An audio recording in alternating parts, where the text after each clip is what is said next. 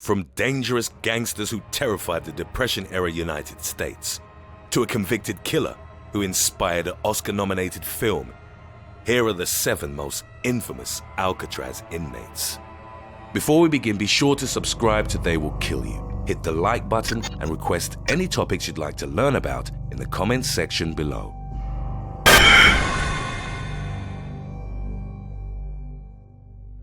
Number 7. George Kelly. Unlike other criminals on this list, George Machine Gun Kelly came from a wealthy family in Tennessee and had even attended college.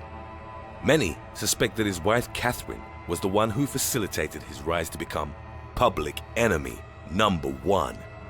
She introduced him to a number of notorious gangsters and even bought Kelly his first machine gun.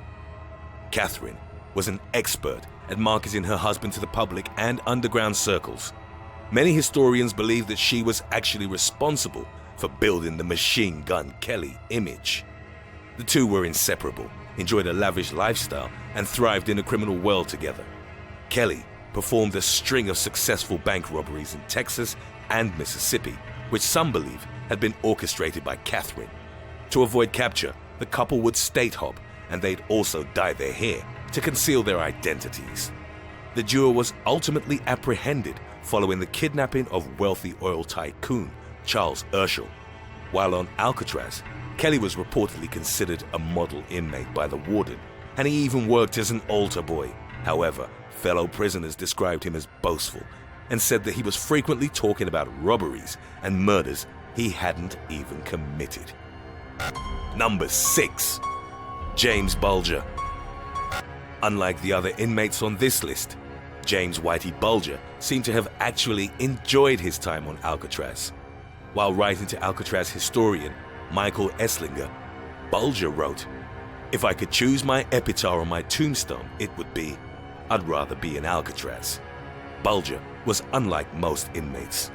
He served his first long-term sentence at Atlanta Penitentiary, where he volunteered for an experimental CIA program called MK Ultra, in which inmates were given heavy doses of LSD as well as other drugs.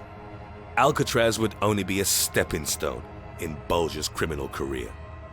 After the prison closed in 1963, he served the rest of his term at Leavenworth. After his release in 1965, Whitey Bulger would become a major player in Boston's criminal underground. He remained a fugitive between 1995 and 2011. After Osama bin Laden was killed, Bulger rose to the top of the FBI's most wanted list. He was finally apprehended while living under an assumed identity in Santa Monica, California. He was given 2 life sentences after being convicted of 11 murders. Number 5. Roy Gardner. Roy Gardner may not share the same level of fame as other inmates on this list, but this is mainly because he worked alone and was never a Depression-era gangster, regardless. Gardner was a force to be reckoned with during the Roaring '20s. Much like the outlaws of the Old West, Gardner primarily targeted trains. He is known as the last great American train robber and was nicknamed the King of the Escape Artists. Gardner once escaped from a moving train. He also escaped the penitentiary on MCNEIL Island. In 1934, Gardner was transferred to Alcatraz, which he would later describe as the toughest, hardest place in the world. He was released 4 years later after his appeal for clemency was approved. Gardner would publish an autobiography called Alcatraz, The Rock of Despair, most of which he'd written as an inmate. It was one of the first accounts about life inside the infamous prison, which also mentioned some of the other infamous names on this list. Number 4. Alvin Karpis. Alvin "Creepy" Karpis, who reportedly earned the nickname from his sinister smile, spent more years on Alcatraz than any other prisoner. He was one of the leaders and the criminal mastermind behind the Karpis-BARKER gang. During the 1930s, the gang hijacked mail deliveries and robbed a number of banks before turning to the lucrative field of kidnapping. Aside from Karpis and the Barker brothers, Doc and Fred, the gang included around 25 other members. Karpis reportedly had a photographic memory and genius-level IQ, and even Fred described him as super smart. As they carried out their criminal operation, the Karpis-BARKER gang would gun down anyone that stood in their way, including innocent bystanders. Karpis was the last public enemy to be apprehended by Hoover's FBI, and his arrest marked the end of big-name Depression-era criminals. During his 26-year imprisonment on Alcatraz, he would constantly complain about living conditions and fight with other inmates. He was eventually transferred to MCNEIL Island Penitentiary in 1962 when Alcatraz was in the process of closing. Number 3. Frank Morris and the Anglin brothers. The fate of Frank Morris and the Anglin brothers has been the subject of speculation and urban legends, but nobody knows for sure what happened to them after their daring escape from Alcatraz in 1962. They weren't particularly violent offenders.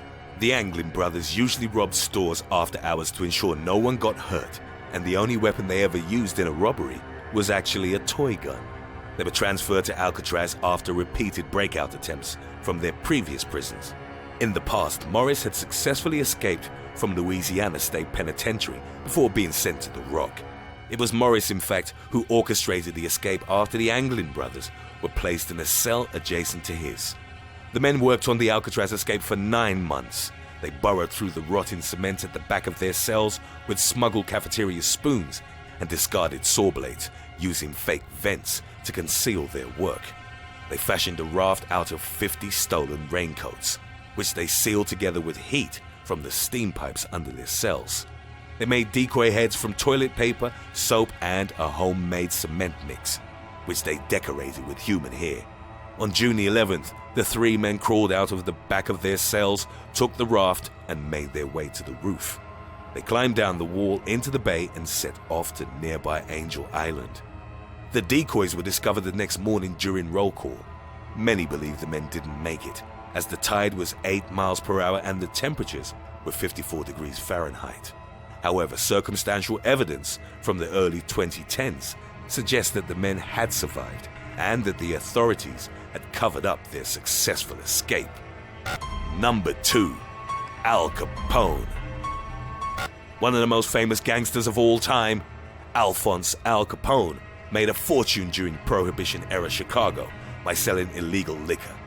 At the height of his empire, Capone was making around $60 million a year. He wore double-breasted suits, diamond rings, and drove an armored Cadillac. Capone loved the attention he received from the press, which portrayed him as a type of gangster Robin Hood, an image that he relished in. He would donate a percentage of his crime money to charity and even opened up a soup kitchen in Chicago.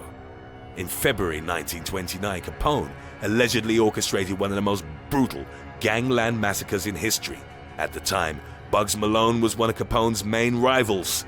On February the 14th, 7 members of Malone's gang were lured to a Chicago garage, where they were gunned down by hitmen dressed as policemen in what would be known as the St. Valentine's Day Massacre. Even though Capone was careful in running his criminal outfit, he was eventually sentenced to 11 years for tax evasion. His immense wealth enabled him to manipulate the system in order to secure a comfortable life for himself on the inside. That was until he was transferred to Alcatraz in August 1934. During his 4.5-year stint on the Rock, Capone was treated like every other prisoner. He attempted to bribe the warden on several occasions, but he was denied. Capone himself said at one point, "It looks like Alcatraz has got me licked." Number 1. Robert Stroud.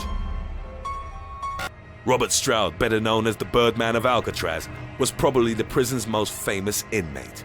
Even before he got to Alcatraz, Stroud's violent temper had earned him quite a reputation. He got convicted of manslaughter in 1911 for killing a bartender who allegedly refused to pay for a prostitute that Stroud was pimping.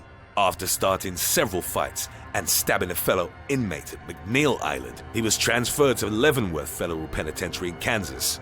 While in Leavenworth, he stabbed a guard to death in plain view after he was denied a visit from his brother. Stroud was sentenced to hang, but President Woodrow Wilson ultimately commuted his sentence to life in prison in 1920.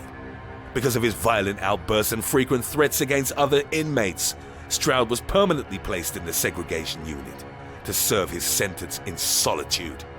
During his 30-year stint at Leavenworth, Stroud developed a keen interest in canaries and raised almost 300 birds in his cells. He even authored 2 books on canaries and their diseases. After careful study of their habits and physiology, he was transferred to Alcatraz in 1942, where he spent the last 17 years of his life. After the movie Birdman of Alcatraz came out, in which Burt Lancaster portrayed Stroud as a humane and mild-mannered person, many people petitioned for his release. Stroud was never allowed to see the movie, which earned Lancaster an Oscar nomination. He died of natural causes in November 1963. Thanks for watching.